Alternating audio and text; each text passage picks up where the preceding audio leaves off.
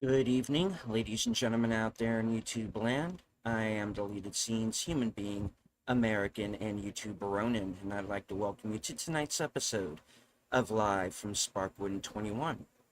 This series chronicles the cult classic 1990s television series, Twin Peaks, created by David Lynch and Mark Frost. It's a sequel series, The Return, which ran on Showtime in 2017. The prequel film, Fire Walk with Me. The films of David Lynch, and all of the multimedia that has surrounded the show. Joining me on this journey, the superfans. Last call, Troy Shelly.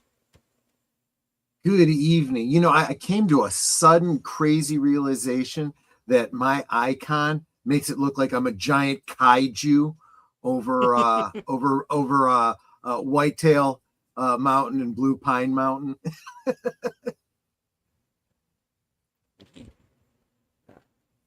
His better half, Netters Network. Good evening. I'm just And a cup of coffee. Yes, you are.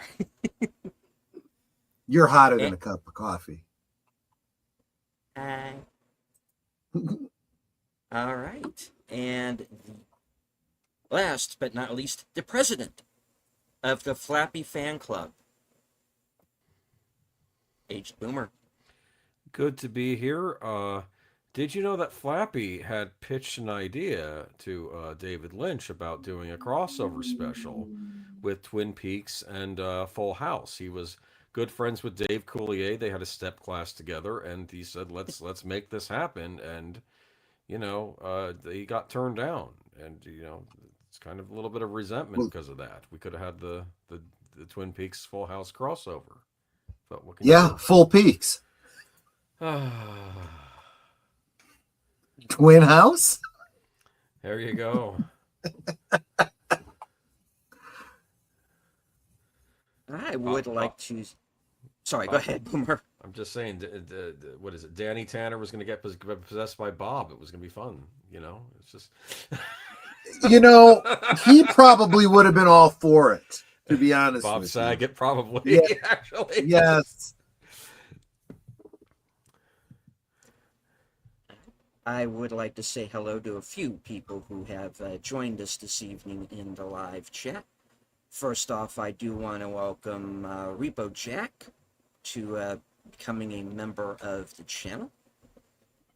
Also returning channel member, Faithful Blue Wrench, the bird woman of YouTube.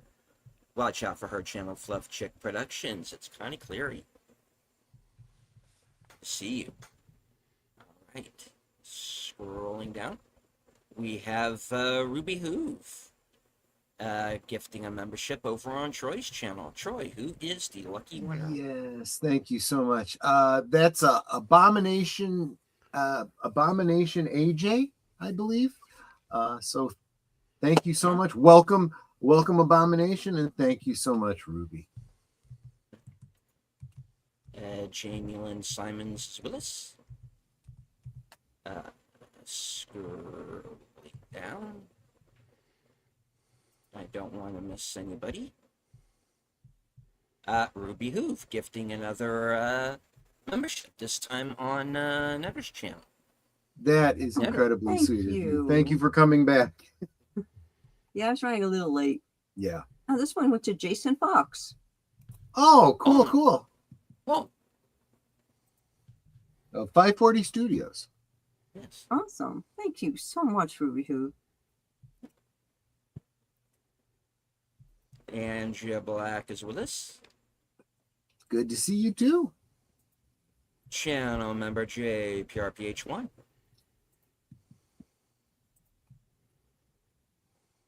All right. I think that's everybody. I will say there's got to be at least one other lurker, because I have a Tired Midnight Blogger sighting in the Cosme right now. Oh, right on.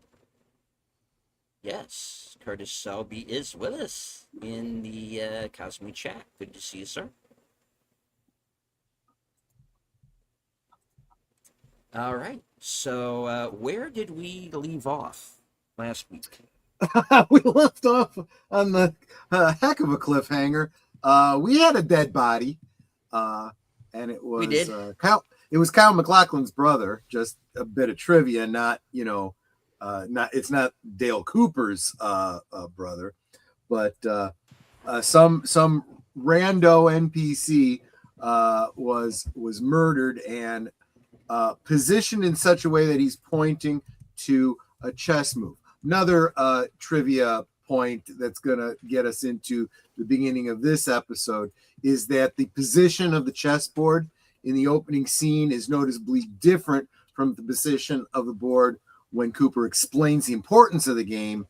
And really, from this point on, if you were trying to follow the chess moves in any reasonable way, forget it. They keep changing the what's going on, and as important as the moves are supposed to be, you can't follow the game in reality. I wonder if David Lynch did that deliberately so that you can go, oh, okay, he's got, was it checkmate in 5 moves or whatever. It's possible that he didn't want to put in that effort, but at the same time, I would argue he would look at it from 2 different point of views.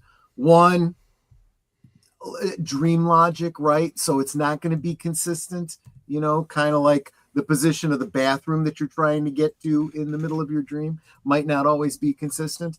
But the other thing too is that they probably didn't have the time or energy to put that, level of scrutiny on a piece of continuity. Just get the scenes done. It's a chessboard. It looks like it's being played. Just get it shot. I think that's what he was really going for. Believe me, I've tried. I've really looked at that chessboard, and I've really tried to map out the notations that are mentioned in dialogue. It's not a real game.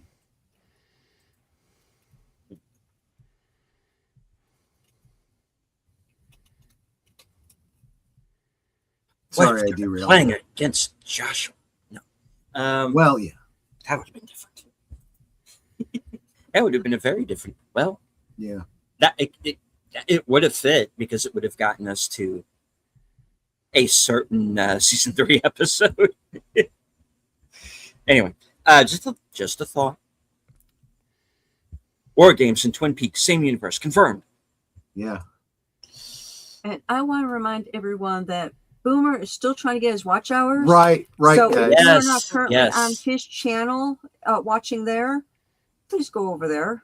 Or at least, go check out some streams on his channel. Yeah, I got good stuff on there. But yeah, there's this little show called Geeky Geezers that's on every Sunday night at 9 p.m. Eastern, 8 p.m. Central.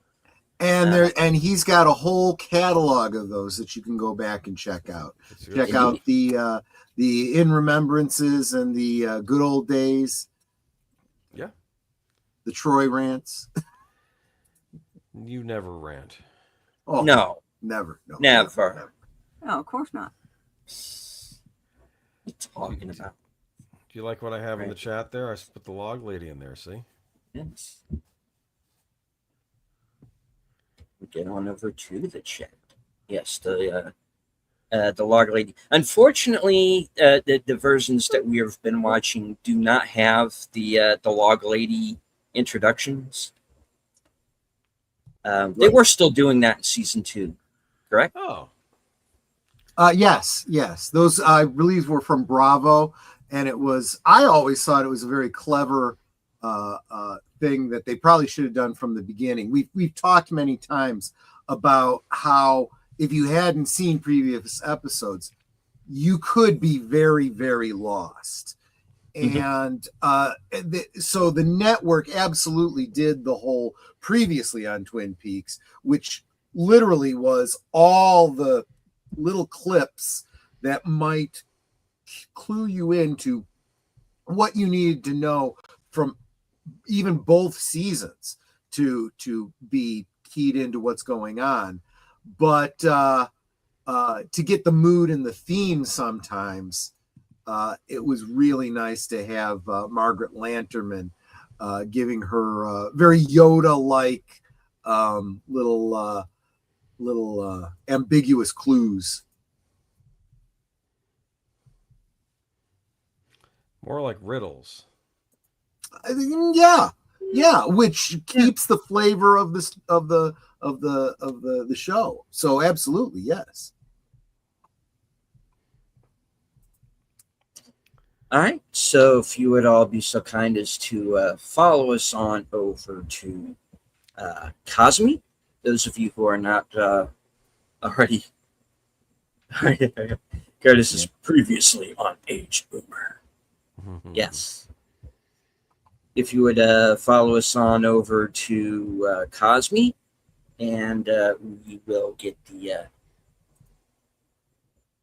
show started in 5, 4, 3, 2, 1, play. Flappy's father disowned him because he wouldn't continue on the pillow making businesses his family was famous for.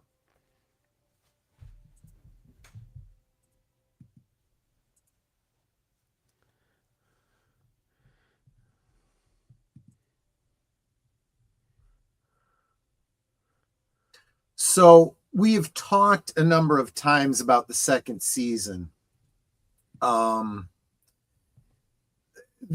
There's almost a myth that David Lynch walked away from the show and was doing other things and was not directly involved, and so there was a lot of weirdness for weirdness sake in the second season. Looking at it all critically, that's not true. He was very involved, along with Mark Frost, in the details of the stories. So all of the plot line weirdness was very calculated. However, this particular episode is directed by Uli Adele, and in interviews, Kimmy Roberts and Michael Horace have both said they found Uli's directing style to be annoying to them, saying that he was adding pointless elements to scenes just to be weird. So that could be a big part of where that idea comes from. Weirdness for weirdness sake.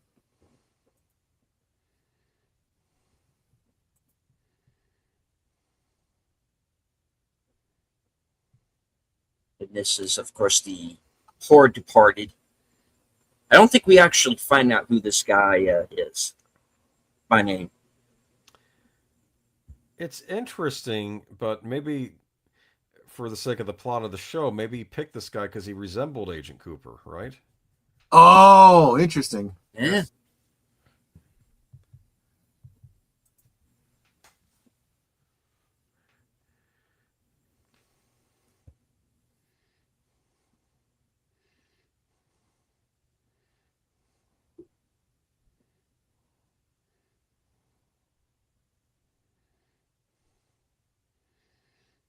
And how do you know that exactly?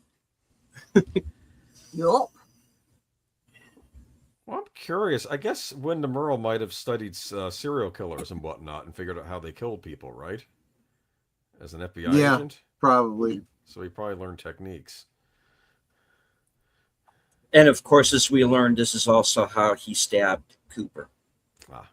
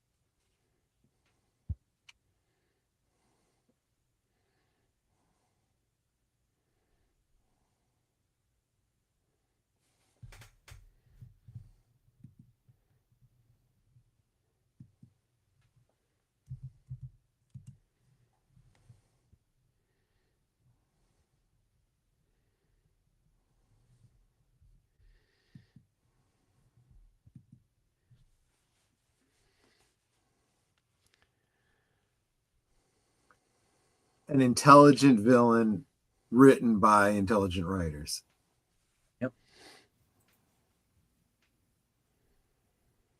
See the deer head. Mm-hmm.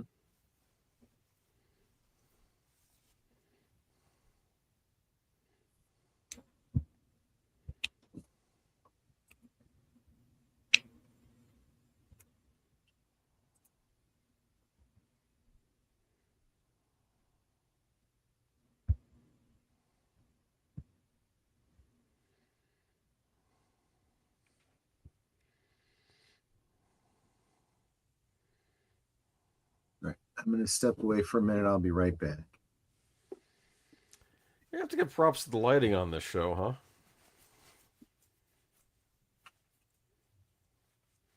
Indeed.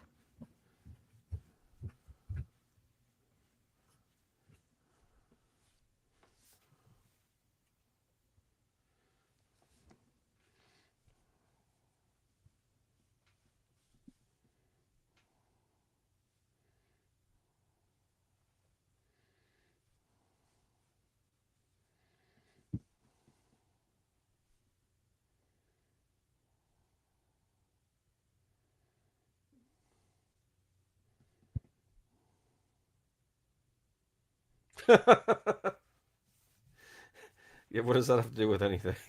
So she's... Absolutely nothing. Oh yeah, this was super creepy. Yeah. I think I mentioned last time I was getting a Friday the 13th vibe, like Jason Voorhees or something, you know? It's like...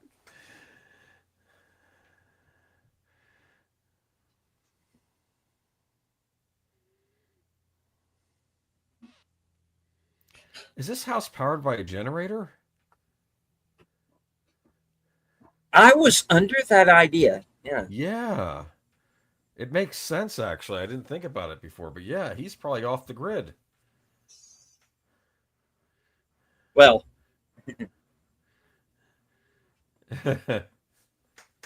yes. Why doesn't she just break through the plastic that's acting as a wall? That would make sense. I'm thinking of the movie The Changeling now.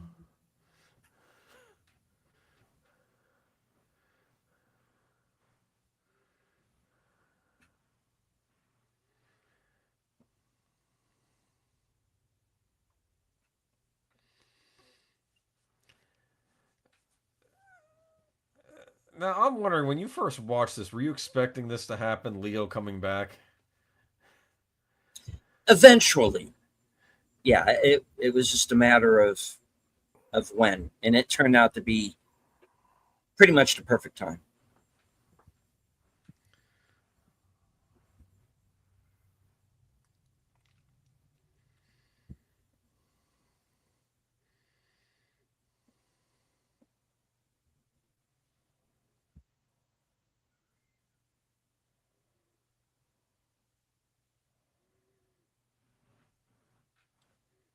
And you've also, in a way, have to understand Leo's mindset here, right? Because he's about to chud Bobby, right? And then he gets Yeah, shot. why How did does she he do this to know? begin with? Huh? She Why did should she have cut begin? through the wall to begin with, or just gone through it. Oh. It's plastic. Yeah. Oh, look who's home. Yeah. You're saying, But Stephen? Yeah. yeah. And my going back to my original point there, and thank you for the $1.99 super chat, Connie. Thank you. My thinking is that since is that Bobby, Leo never saw who shot him. And I'm wondering if he thinks it was her. Oh.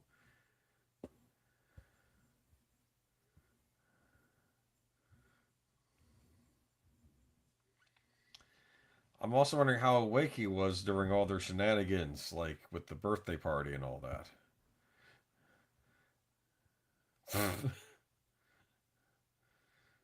Bobby, he's gonna break you in two. It's like, She's like, where'd that knife go?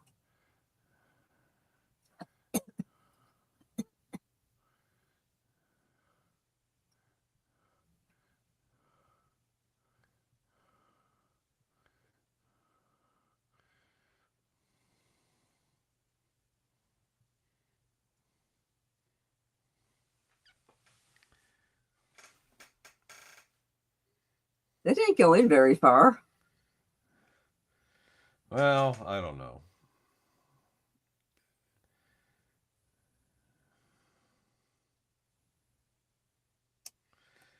Dude, the clown, the framing of the clown face Yeah. in the background, it's perfect. It's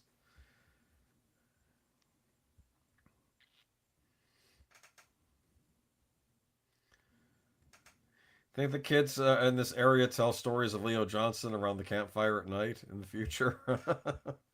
He's still out there. He might. It's like-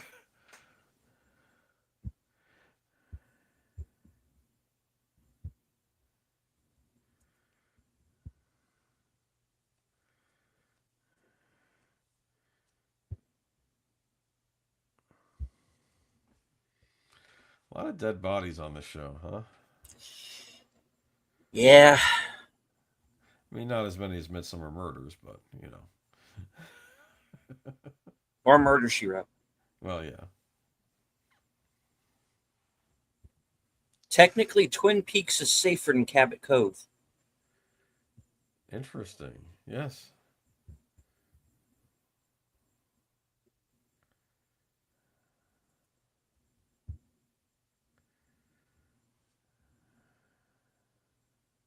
Yarp.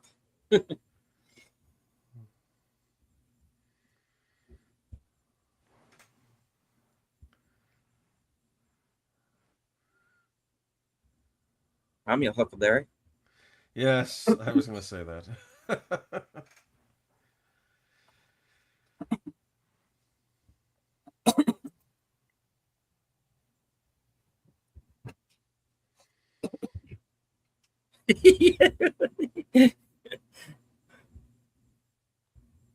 Yeah.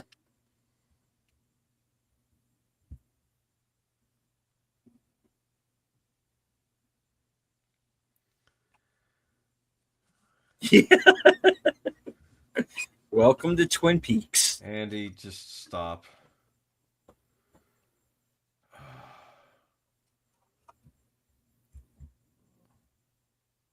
I don't know why I'm laughing. It's just funny.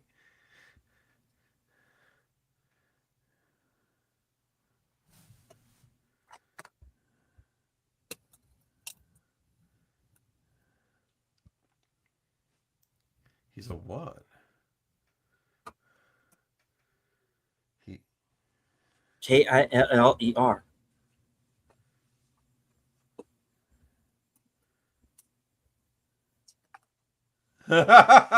Yeah. And Didn't you see that movie, The Bad Seed? Exactly. Or The Good I mean, Son? it is possible. Yeah.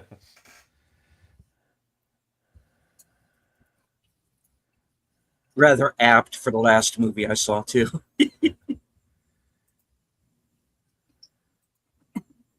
Yeah. Ow!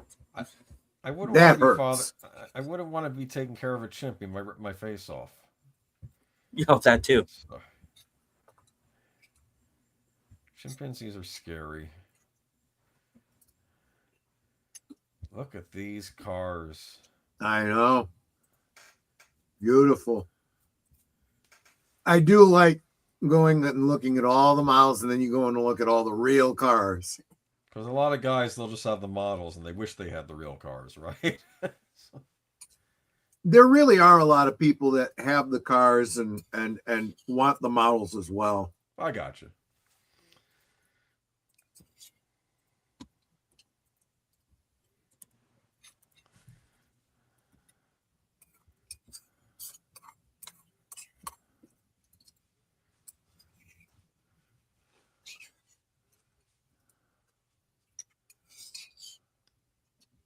Stick to your itinerary. 24601. A mutual love. Glad he clarified.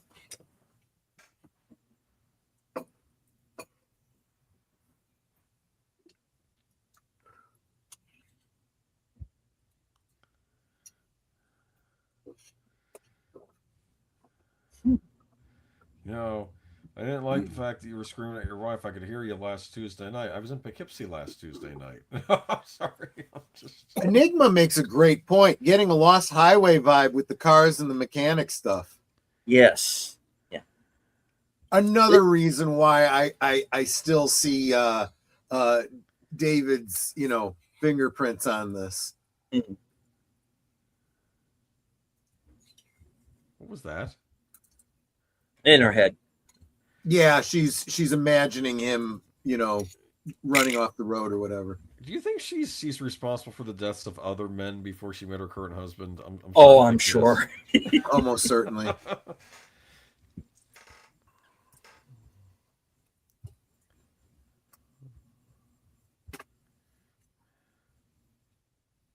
do you mean? Is she sexy active? She's my wife. Yeah. I hope so.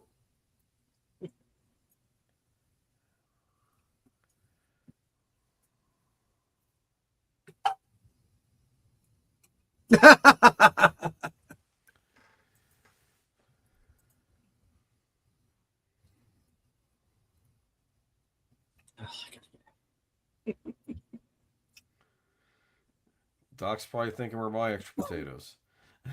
Yeah. No, he knows. Oh no. Well, it's Donna and James. Is there something to worry about? Oh, you sweet summer child.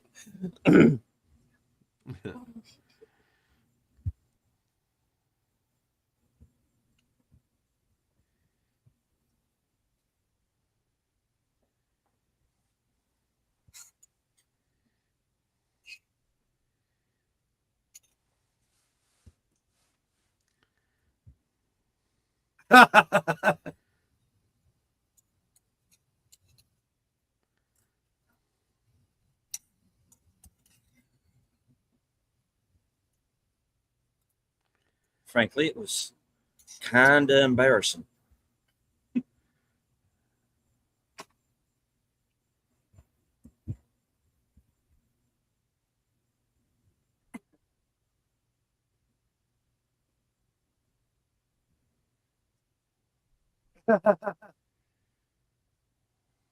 You had me at stakes. Let him. We have Wormseinussel. Oh, yeah. The likes of which God has never seen. That last scene, I kept saying, "Beautiful, beautiful! What a beautiful piece of cherry pie." That's what I was thinking. Well, yeah. Crust perfectly cracked. Yeah.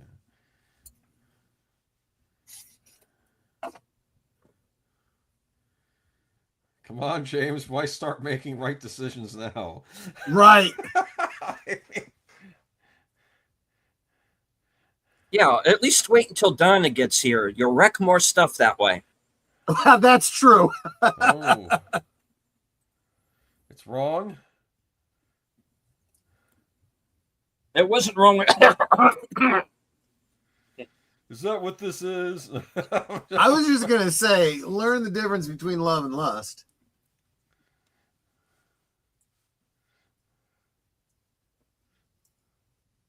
I mean, they're both 4-letter words that start with L. Yeah, you know what's a 5-letter word that starts with C? Chump. James is kind of a chump. I'm sorry. Yeah. I know he's in high school, but... And she's a 4-letter word that starts with C, but that's a whole other. See you next Tuesday. That's another thing that that opening chess move. No pieces were taken, so that it's impossible to get to this board from where we were previously.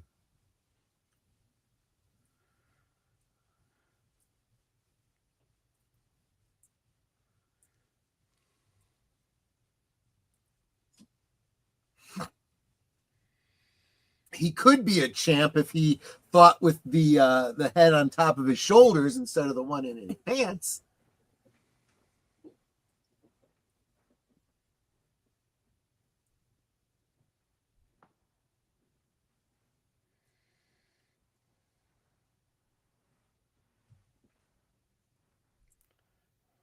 Well, you better start talking.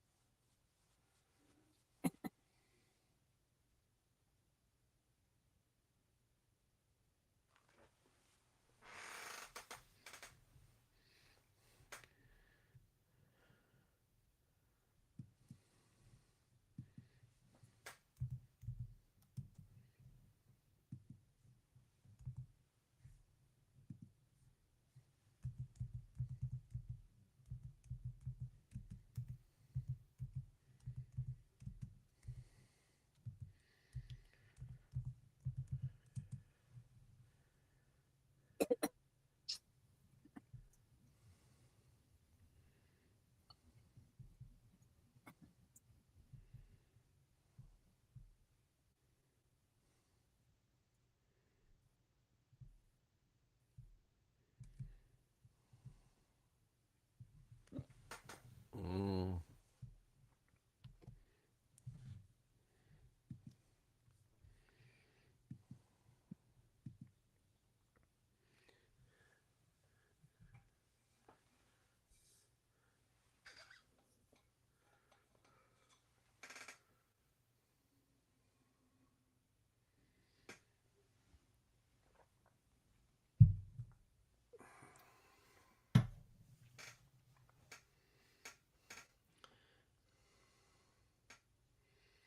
So, because I was talking about some other things at the beginning of the show, I forgot to mention that Kenneth Welsh, who plays Windom Earle, was in those opening credits.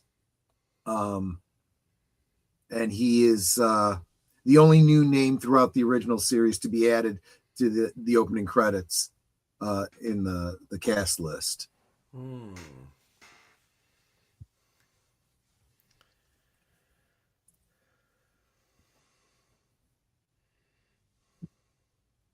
Nobody like that around here, miss.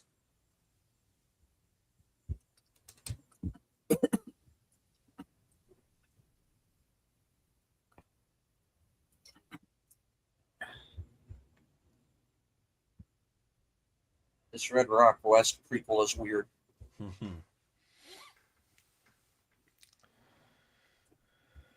Never heard of him. No. Madison. James Madison. Right. Which would actually probably be pretty appropriate for this show. I mean, we've already got a Harry S. Truman. I don't think it's a true dive bar unless Schlitz is on the wall, right?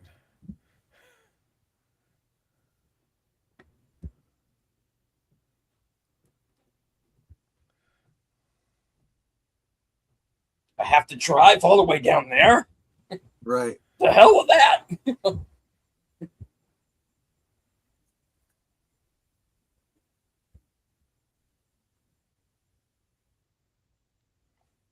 I now have an image of James being a waiter at some Mexican resort for the American tourists, right? Right. He goes down there to teach him dancing. Yes.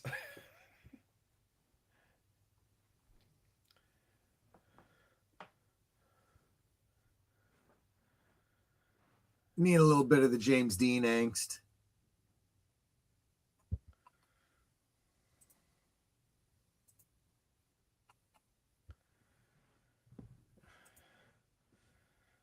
Like I said, Commercial break. he needed a shrink. Welcome back to the war. Whoa! Choo choo train! I used to have a train set.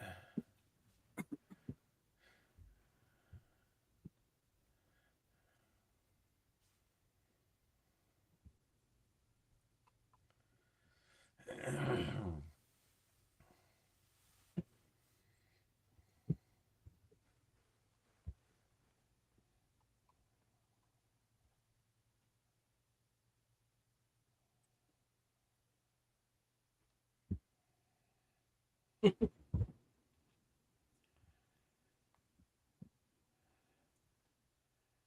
be funny if Dr. Jacoby was wearing period glasses, but they were still the red and blue, right?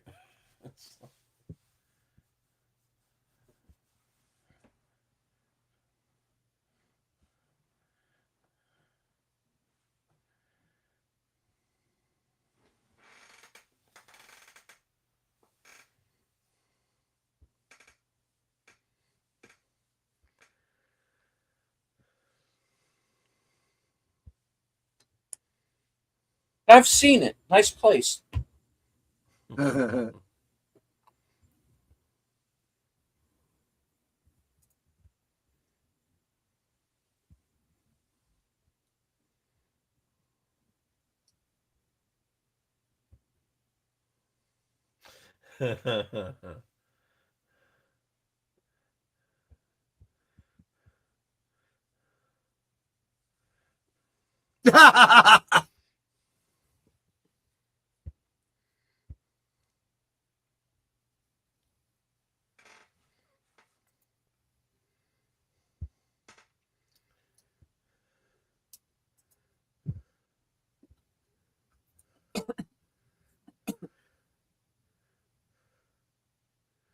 Now, while I don't agree with Jacoby's methods, his rationale for this delusion does have some logic to it.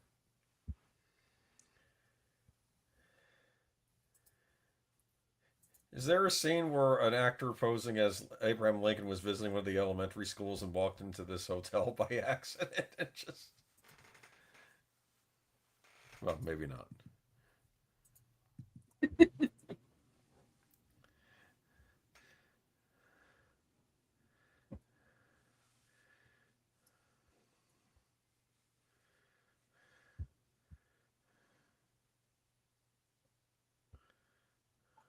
Okay. I have been here my entire life. I have not seen one cotton field. Thank you, JPRPH1. Yeah, because we've essentially outsourced the entire textile industry overseas.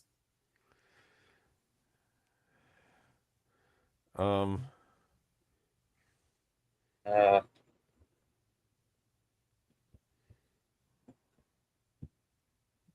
I think you need to see the doctor. What? oh, That's the kind of thing that Kimmy was talking about. You know, a director telling her to. She's like, that doesn't seem right, but okay.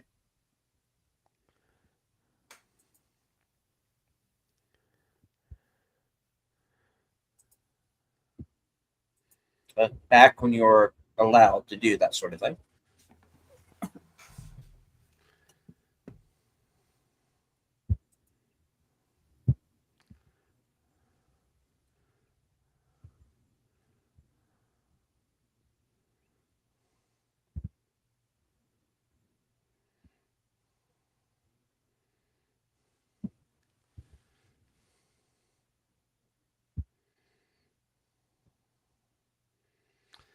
I'm not shocked by that.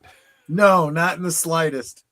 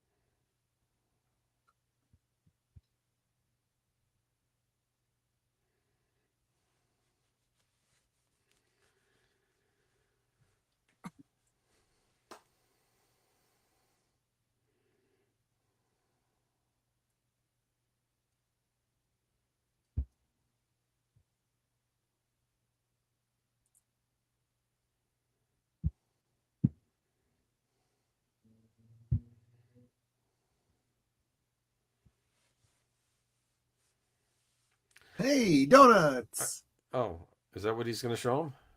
Oh. Huh?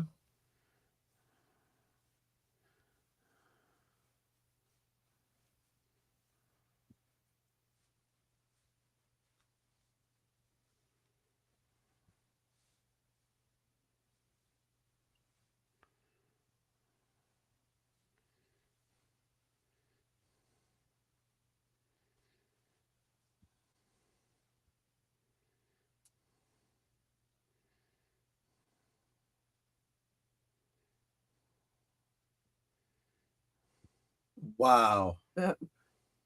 That's pretty descriptive. Mm-hmm. Yeah. Wait a minute. Jacoby was with Ben Horn. Was he?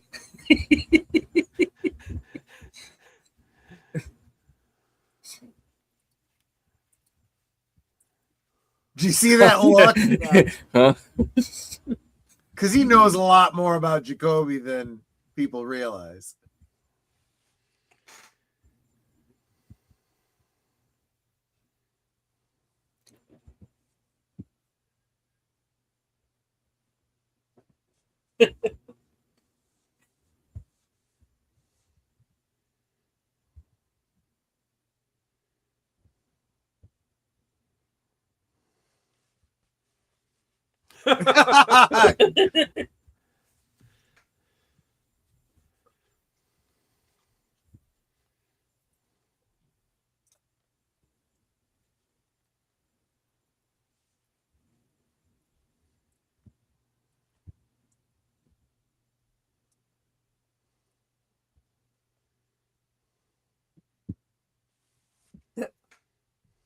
I mean, it's hard to argue with that. Jeez. Wow.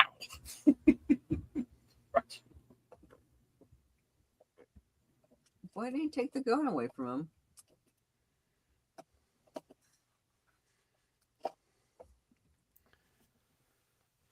Does he know what he just did? Because after the previous scene, you know what's coming.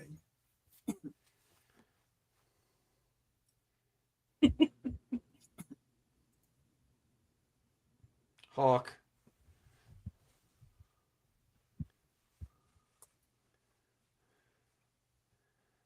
Glad he had that extra word there. Yeah.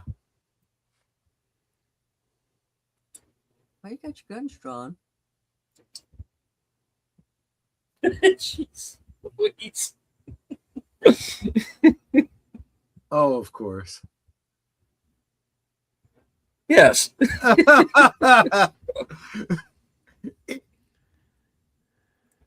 What did you do with the other 2 minutes? It's like in the span of 5 minutes, we go from I'm gonna shoot her to we're gonna adopt a child together. Do you think they would have adopted little Nicky in season 3? Oh my gosh, that would have been brilliant. That would have been a great payoff. Would have been some payoff. Any payoff. Yeah. Hey, jeez. I know, right?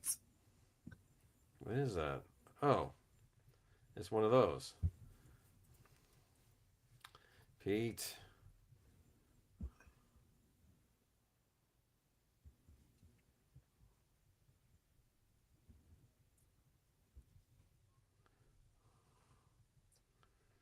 Those are technically Frankfurters.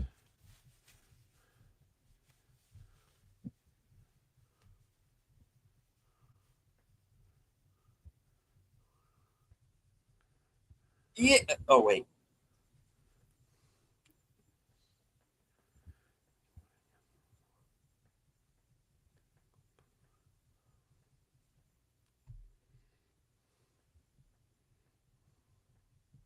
But you weren't into Marshall. That was Jeff Fahey.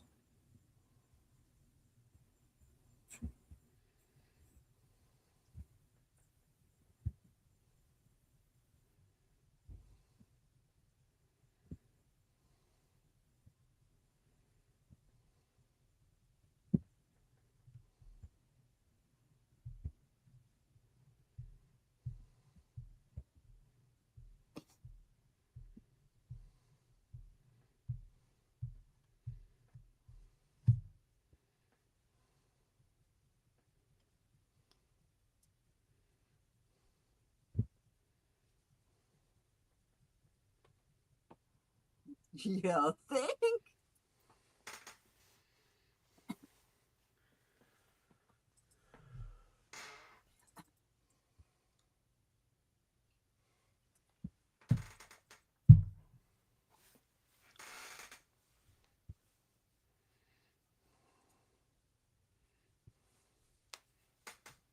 Thomas Eckert, probably a reference to Meister Eckhart, German theologian, philosopher, and mystic.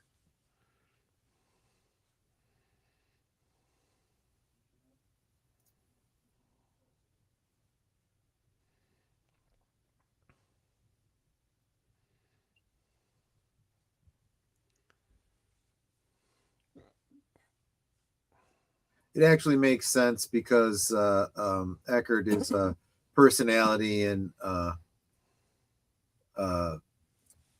Buddhist modernism.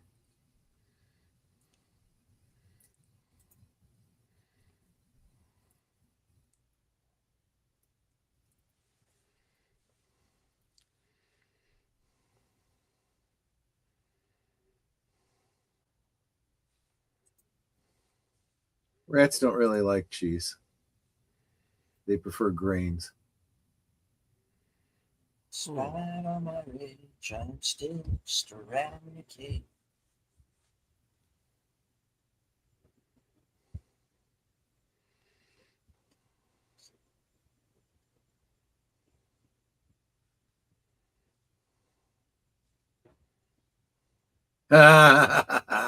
There's David Warner. Yes.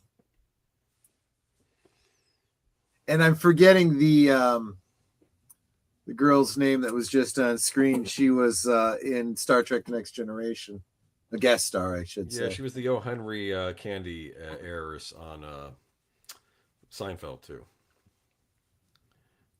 And of course, Starship Troopers. Yes. Oh, Random or right. light. Random or light. They kind of. Ooh, okay. Yikes. Oh, he's in trouble.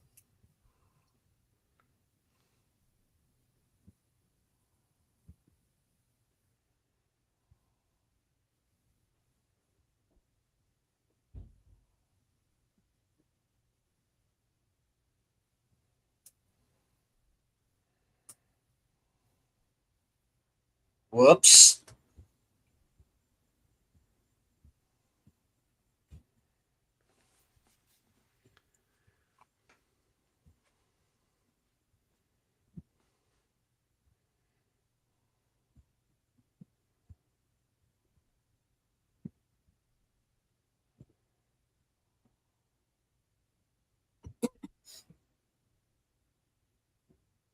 Jacuz. I was just going to say, I don't know that anybody in this town is not a murderer.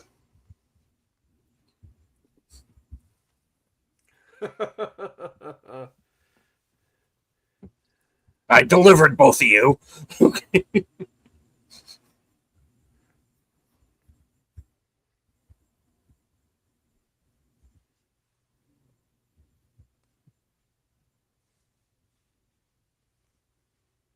Shocking.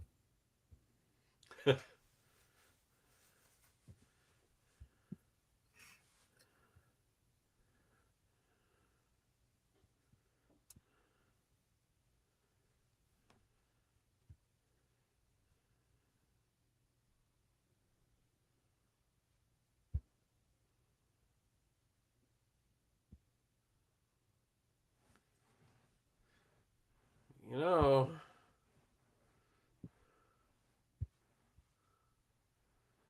So we don't know who the father is, huh? Right. His name is Nicky, as in old Right. Nick. Yep. Just saying.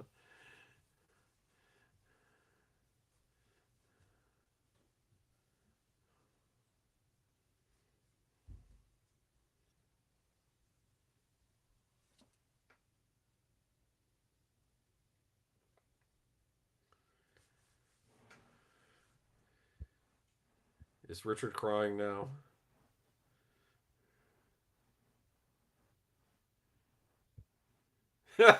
Yeah, they both are crying. Ew. That's the weirdness, right? Stuff like that. Yeah, and Let's see. why red? Because flies don't bleed red.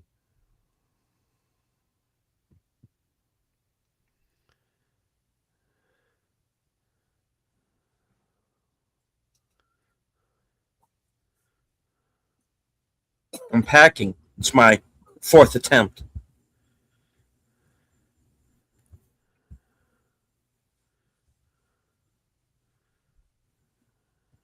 It's like, yo, what do you think? And you know what else is wrong? When my husband beats me in his drunken rages. If only someone could take care of that for me.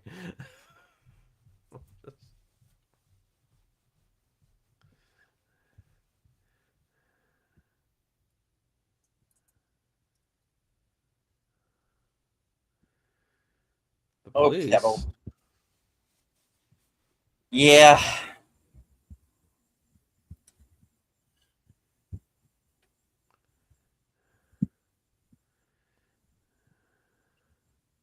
Yeah, you didn't lead with that before the police showed up.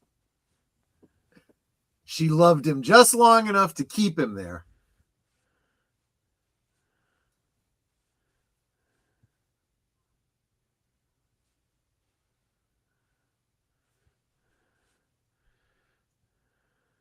I should have known that.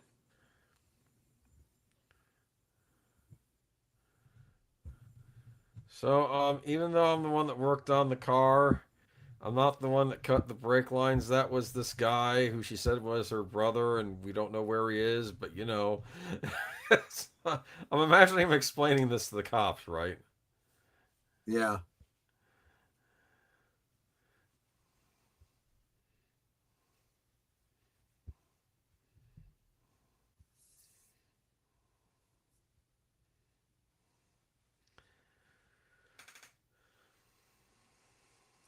What should really be happening is she points at him.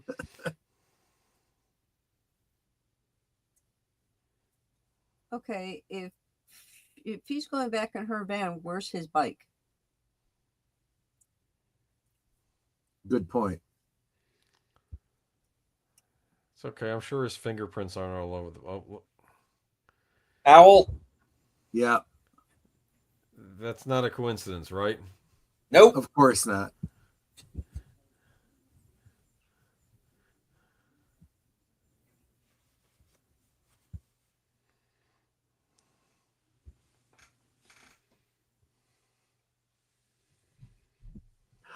I can't help but analogize this to the Frankenstein monster, you know, finding the cabin with the old blind man in it and whatnot.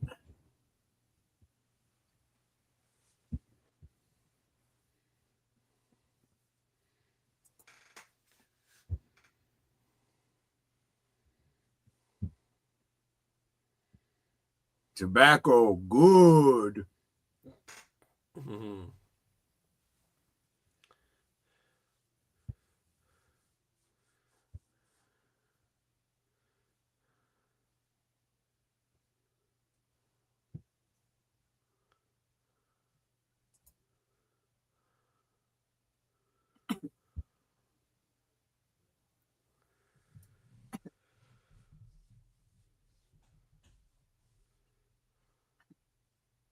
I'll tell you all about this time I opened a portal to hell in the basement of a hospital, but that happens later.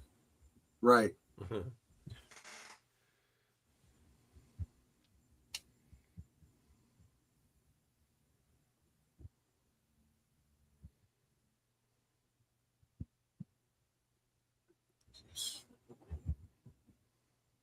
Yeah, Canadians.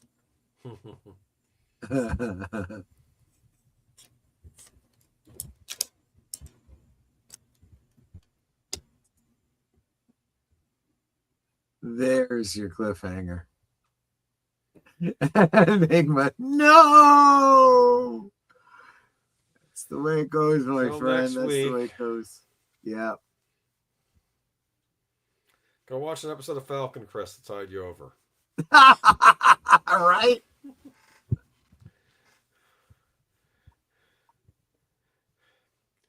I don't mean to keep picking on James, but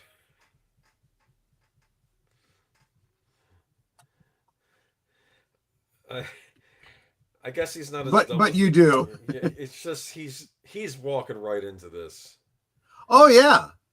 Like how long does it take you to pack your bag, dude?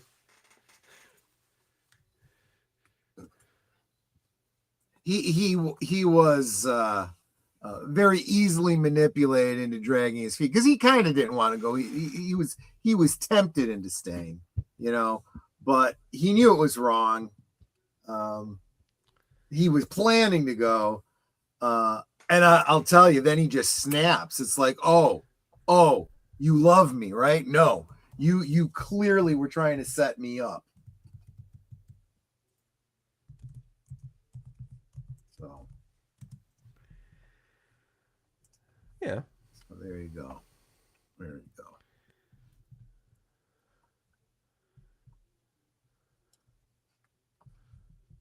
But yeah. So what are we going to say about this episode? This one was pretty straightforward. I mean, like I said, director throwing in a few cues of weirdness for weirdness sake, but the overall story relatively sound, I would say.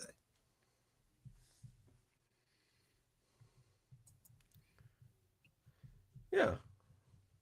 Like that scene with Major Briggs and running, fainting.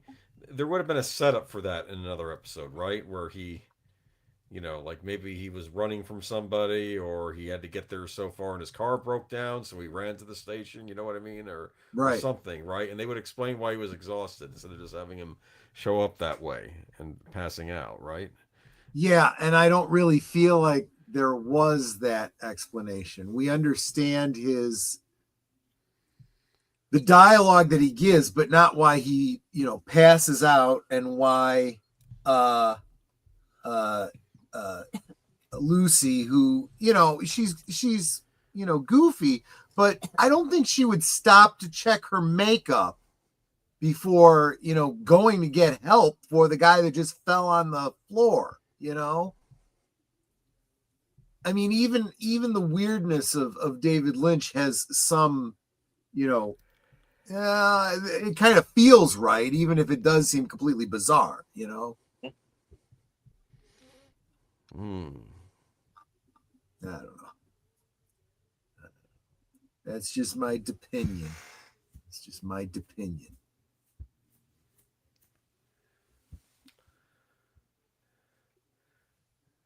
So, Shelly, how's she doing? Unclear. So you see that he walks into a cabin.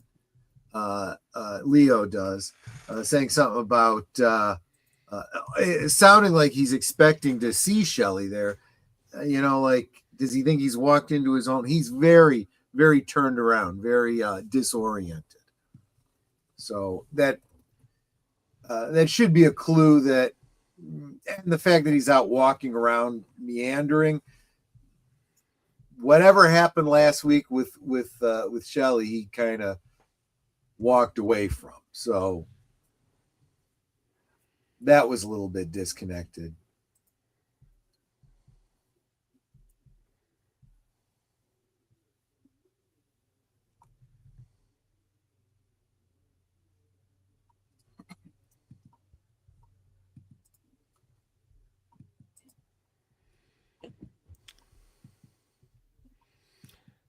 Looks like the mayor's happy. Yeah, yeah.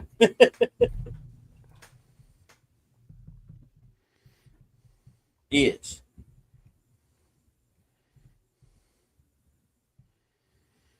Because up until now, he was giving like a real life example of what a curmudgeon is, right?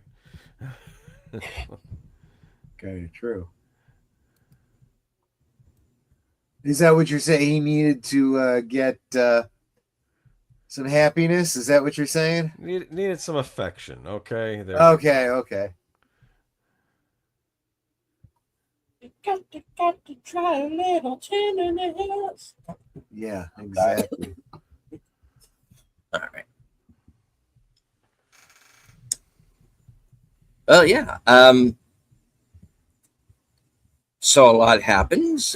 We also get we also have Pete finding out that Andrew's alive, and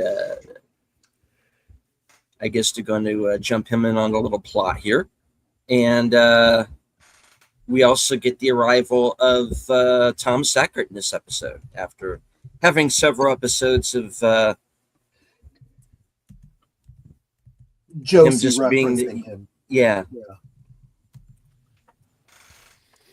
And if you look at it from Pete's point of view, I can understand him being a little upset, not knowing that your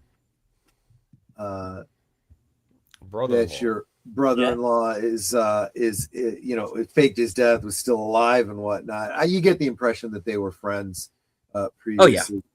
But I feel like the way he explains himself, if I was Pete, I'd be like, okay, yeah, I get that. I was faking my death because I knew someone was trying to kill me, and so only need to know basis. Okay, I can kind of see that, because the fact is someone was trying to kill, Yeah. And so there you go. And you also assume, if you're in Pete's position, okay, I'm probably going to get more details very soon, which you will, by the way. Mm-hmm. That is coming up. And also, we found out that Mr. Lee will no longer be joining us. He will no longer be joining us in the land of the living. No, he's going to one of those many hells that the guy in Big Trouble in Little China talked about, right? Right, exactly. The hell exactly of being right. skinned alive. Lopan, that's right, that was his name. Lopan. What does it say, Wang? It's the room of the hell of the upside down sinners. Really? Nah, just make that up. It's Deserter. That's funny. I'm sorry.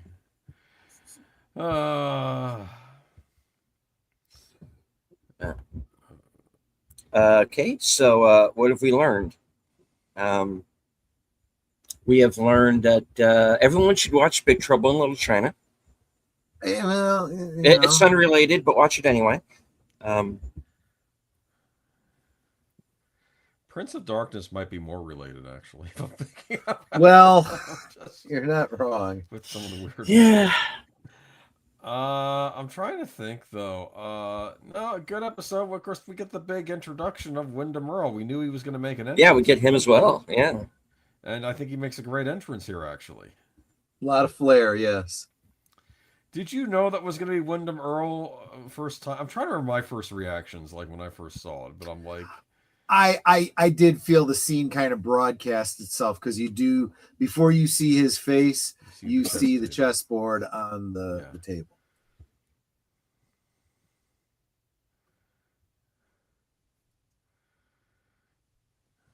And if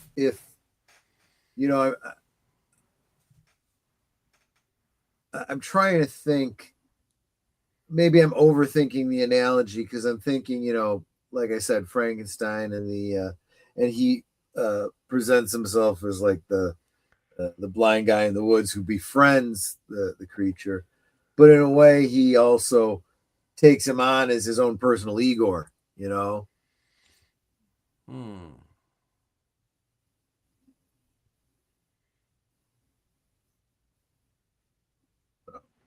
Yeah, I can see that.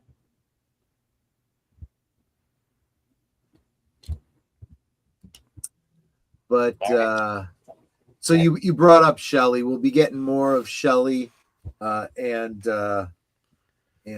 Bobby next week. We're going to get an advancement on the South's campaign to take Washington.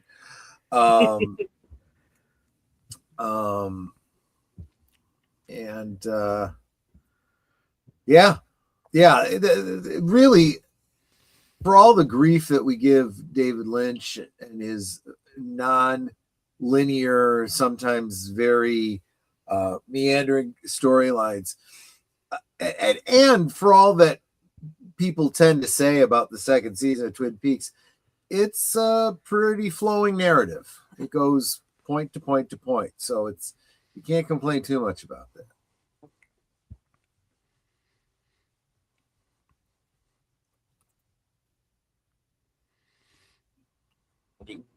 And yeah, as I said, especially now that I've seen 3, I have more respect for season 2, and of course, seeing how Mulholland Drive and Lost Highway kind of figure in. I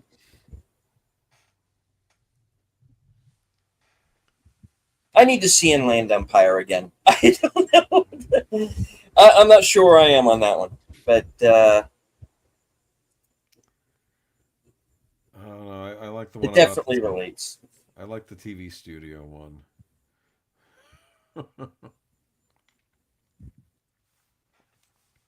Yeah, it was different. All right. Cool. So let me once again consult the scrolls here,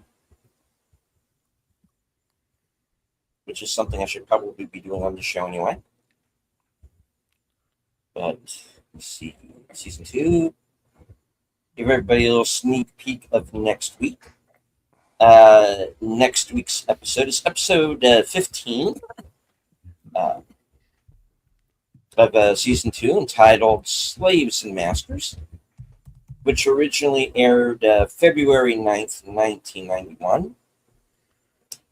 Cooper learns who shot him. Donna tries to save James. Nadine interrupts Ed and Norma. Ben, all through Civil War history. And that episode was directed by Diane Keaton. Mm-hmm. So, yeah.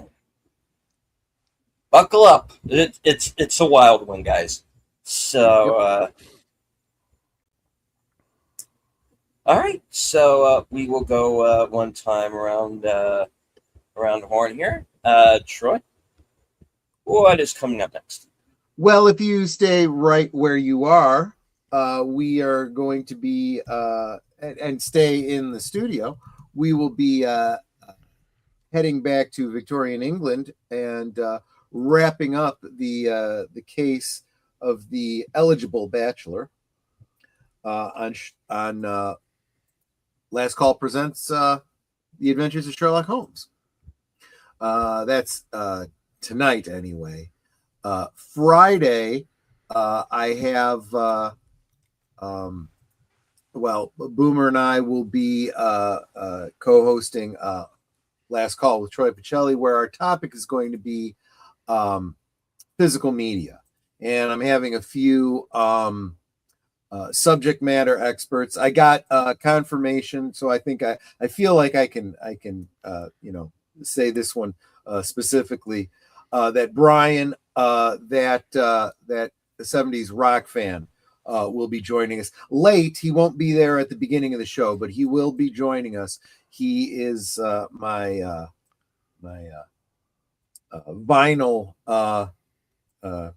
physical media expert, so to speak. So he's excited about the new Sony announcement. We'll talk to him about that on Friday. That's right. That's right. And I have some feelers out to a couple of other guys. I have tentative yeses from several people. But anyway, join us Friday night for that. Of course, rest of the week, Liquid Lunch, Wednesday, Thursday, and Friday at noon Central, unless I have to reschedule due to having to get in to see a doctor, because that is a distinct possibility. I'm having some scheduling issues. Gotta love that first world medical system we got here. But that's what I got coming up this week. Netter. Well, let's see. Right after this, I will be co-hosting with Troy for Sherlock Holmes. Let's see. Thursday, I don't have a guest, so just be chatting amongst ourselves, so it will be fun. Saturday, I think is it Big L's or me? It's you. Okay. It's, Saturday we will be watching The House with the Clock in Its That's Walls. Oh. I'd never seen it. I just know Jack Black's in it. Eli Roth film. so- Yeah. yes, that's right. Yeah. So Based on I'm the looking book. forward to seeing it. And then, of course, Sunday I will be co-hosting with Age Boomer and Troy on Geeky Geezers as the one and only Geezette. Yep. Then back here again next Tuesday. Boomer. Yeah, like I said, I'll be on Troy's show this Friday, where we'll be discussing the state of physical media, and then Sunday we will be on Geeky Geezers, and there'll be some news items like a recent Babylon 5 announcement. You have to tune in to find out what that is. That's it. All right. As for myself, Thursday at 5:30, I will be joining Outlaw Bill for the next episode of Action Theater, and we're going to be watching Pirates of the Caribbean: The Curse of the Black Pearl. Often requested film. Finally going to get around to it. Later that night at 11 p.m., right after Thursday Things, is my program, Coming Attractions, where you get to find out what I'm going to be doing in the next week, up to and including my appearance this Friday night at 8 on Films with Friends, hosted by Big Al Presents, and might possibly be joined by Yeah, I am planning. someone to here. join Yeah, you guys, yeah. here on the We definitely try to. Yes. Indeed. And we are going to be memorializing the late legendary Sam Neill with Event Horizon. And it's Al's first time watching, so that's going to be interesting. And I'm going to be throwing in some tidbits about some parts of the movie that got left out. Yeah. So yeah, we're going to be watching that. That's going to be Friday night at 8 p.m. Right before last call.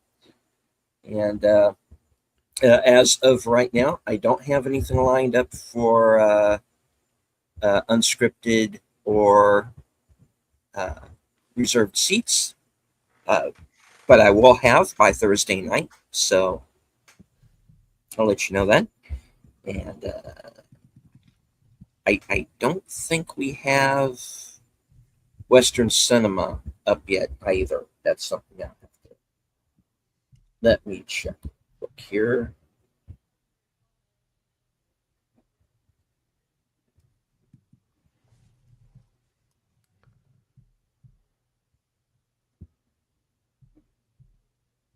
Let me see. I don't think we have anything yet, but we will.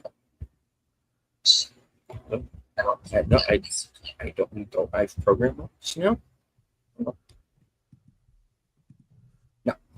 We don't have anything up yet, but we will by then. I'm sure we'll let everybody know Thursday after Action Theater. And, so stay tuned for that. That'll be at 4:30. Unscripted at 8. Reserved seats at 11, right after Geeky Geezers. And then, let's see, Monday, going to be joining Troy and Netter for the Members Night movies. Right. We is don't know that- what it's going to be yet. We don't know what that's going to be yet, because is the poll up yet? The poll is up, and Project Hail Mary is in the lead. Okay, so we also have let's see, Tuesday. Monday. Well, I'm going to have two mystery nights. I'm going to be at the members mystery night, and I'm also going to be at the other mystery movie night. So the mystery movie night podcast will return next Tuesday at 7. And if you haven't had the chance yet, please check out the episode I did tonight with Sin Enigma and Rachel the Elder Millennial for Ice Cream Man. Speaking of Eli Roth's new movie, Ice Cream Man. And of course, join us right back here, same bad time, same bad channel for the next episode of Live from Sparkwood and 21, Slaves and Masters, episode 15 of season 2, directed by Diane Keaton. So it's a pretty jam-packed episode that's got an ending that's still being talked about today. So join us for that. I guess any last words before we wrap? Y'all Osmo. Stay away from married women. Yeah.